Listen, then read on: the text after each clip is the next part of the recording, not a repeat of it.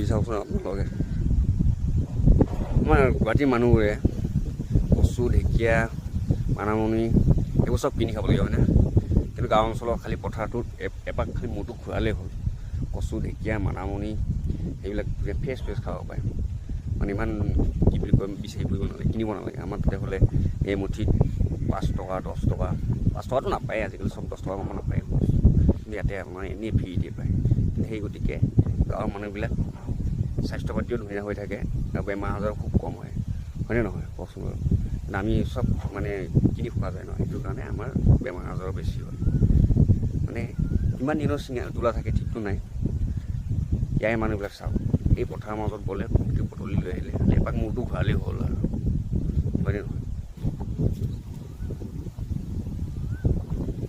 এয়া কচু ঢেকীয়াৰ লগে লগে পথাৰখন নামিলেই হ'ল।